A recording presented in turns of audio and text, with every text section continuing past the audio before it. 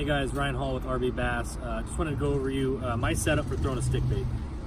It's something that is extremely efficient and effective this time of year, being that these fish are, in the spawn right now. We got all three stages going on right here in the California Delta, and it's a great way to catch a ton of fish and big ones at that. So basically, starting with the rod, I'm running a Dobyns. This is a Sierra Series 734. It's got a soft tip, but a lot of backbone when you need to get those fish out of the stuff. It's becoming one of my favorites. I actually own like 5 of these, and they're all phenomenal. Aside from the rod, a high-speed reel, a 7-to-1 gear ratio or better.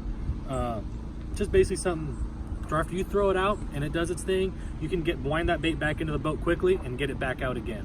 We just want to be efficient. We want to make as many casts or as many flips as we can in a day.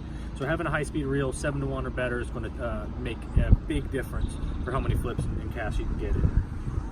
The line, I run braid to a leader. This is a 40-pound braid to a 17-pound fluorocarbon leader.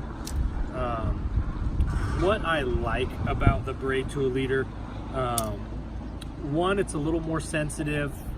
You can feel those really light bites, but what the braid does is braid floats. So, if you're flipping into a tule pocket or around some grass or something like that, your braid is actually going to float on top of the water to where you can see it, but your fluorocarbon is actually going to sink. So, I'm running a 6-foot leader roughly, just enough to where it doesn't get caught in my guides when I want to make a flip. But that way, the braid's out of the way, your fluorocarbon's the part that's sinking, these fish aren't going to see it.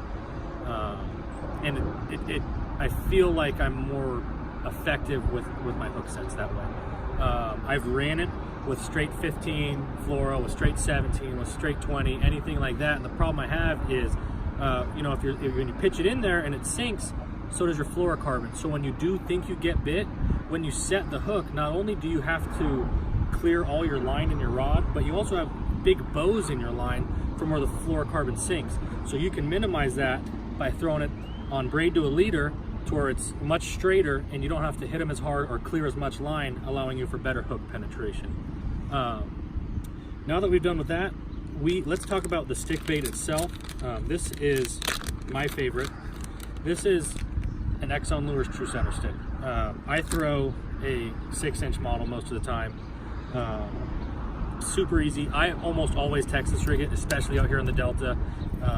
I throw it in really nasty stuff. I've been told I fish it like a jerk, but if you don't throw it in there, you don't get bit. So that's why I Texas rig it.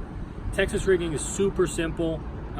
This is a 4-aught Gamakatsu EWG hook. They're available anywhere. Monster Fishing Tackle has a huge selection of them, or any of your local tackle shops. But basically how you're going to rig it up, find the head of your bait and slide it right down the center of it until you hit the bend in the hook. Pull it right through and slide that bait all the way over the little curved part so it's sitting right there, it's nice and snug, and then you're just going to bury that hook in the bait just like that. Super easy, it's weedless, it's not going to get hung up in the tules, it's not going to get hung up in the grass. It comes out of anything, but these baits are so soft that when these fish bite them and you set the hook, you hook them. I mean, there's nothing in the way. It's just going to go, the hook's going to go through the plastic and hit them right in the roof of the mouth every time.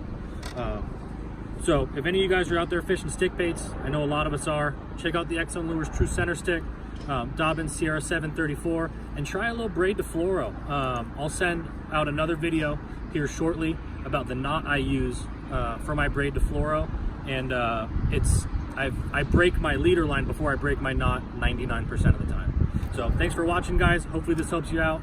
Make sure to subscribe to RB Bass on YouTube and go ahead and like our Facebook page, RB Bass. Thank you.